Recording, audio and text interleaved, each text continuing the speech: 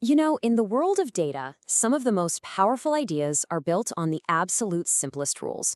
And today, we're going to demystify one of the most fundamental structures out there, the tree. We're going to see how just a couple of simple rules can turn a random collection of points into an incredibly powerful organized hierarchy. So, what's the game plan? First, we'll cover the two simple rules that define what a tree even is. Then, we'll see how to give it some real structure by, well, putting down roots. After that, we'll learn all the lingo using a handy family tree analogy, figure out how to measure a tree's size, and finally, we'll explore how we actually use these things by walking the branches. All right, first up, the rules of the game. At its heart, a tree is just a special kind of graph, but it's one that has to play by two very strict, very important rules. And honestly, these rules are what give it all its power. So to really get what a tree is, it kind of helps to see what it's not. A general graph can be a total mess. I mean, it can have loops, disconnected islands, a dozen different ways to get from point A to point B. A tree? It's the exact opposite. It's clean, it's efficient. No cycles, it's always connected, and, this is crucial, there is always one and only one path between any 2 points. It really just boils down to two simple conditions. First, it has to be connected. You've got to be able to get from any point to any other point. No exceptions. And second, it has to be acyclic, which is just a fancy way of saying there are no loops or cycles. That's it. Connected and no cycles. And here we go, some perfect examples.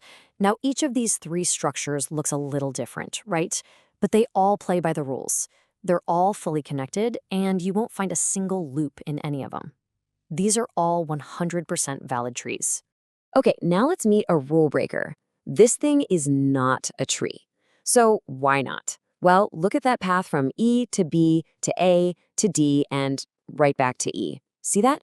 That's a closed loop. That's a cycle. And the moment you have a cycle, you've broken the rules. It is not a tree. And here's the other way to fail the test. This graph isn't connected. The points C and E are just stranded. They're isolated from the rest of the group. You can't get from A to C. Since it's not connected, it's not a tree. You have to follow both rules. All right, so we've got the basic definition down. Now this is where things get really interesting.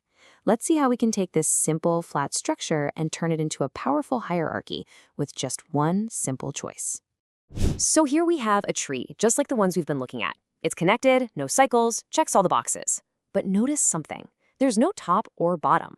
No single point is in charge here. It's a completely flat, kind of democratic structure. But what if we change the game?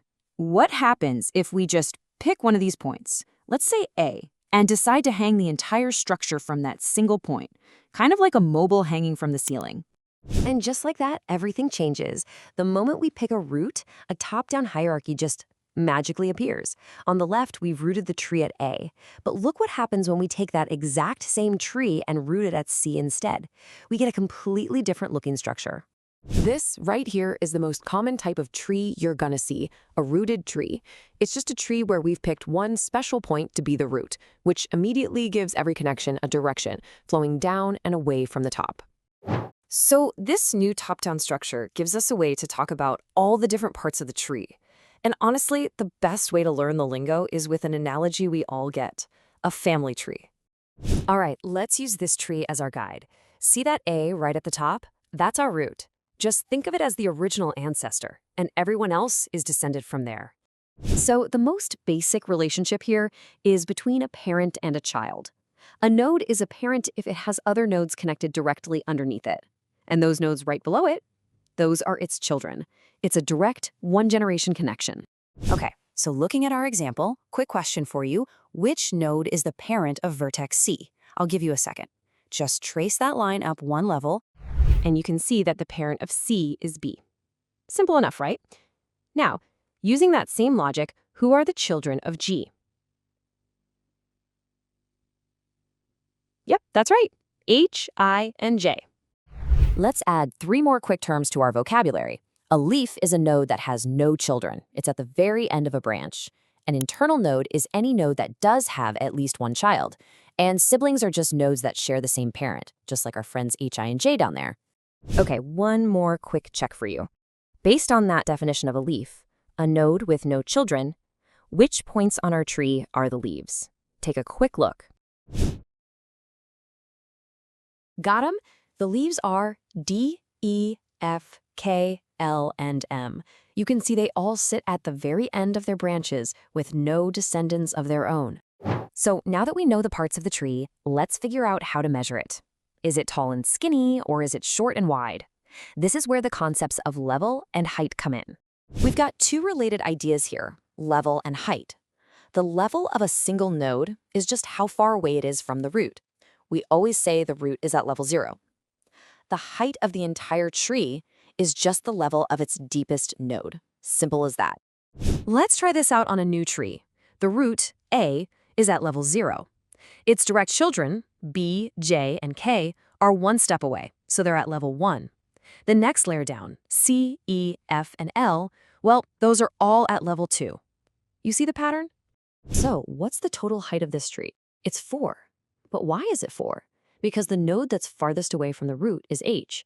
If we count the steps, A to B is 1, B to F is 2, F to G is 3, and G to H is 4, we find out that H is at level 4. And since that's the biggest level number we can find, that's the height of our tree. Okay, so we've defined a tree, we've given it a root, and we've learned how to measure it. But what's the point of all this structure? It's all about accessing the information inside. And that brings us to our final section, walking the branches. This process is called tree traversal. You can think of it like a mail carrier delivering letters. They don't just randomly hawk from house to house, right? They follow a specific route to make sure they visit every single house exactly once. It's the same thing with trees. We need a systematic way to visit every single node, and that's absolutely crucial for searching or processing the data that's stored inside. Now, there are a bunch of different routes you can take, but we're going to focus on the 3 most common ones: pre-order, in-order, and post-order traversal. And the cool thing is, the names basically tell you exactly what to do. They all refer to when you visit the root of any given part of the tree. In pre-order, you visit the root before you visit its children. In order, you visit the root in between its children.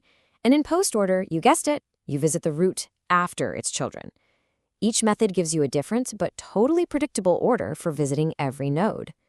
For example, you might use one method to copy a tree and a totally different one to delete it safely.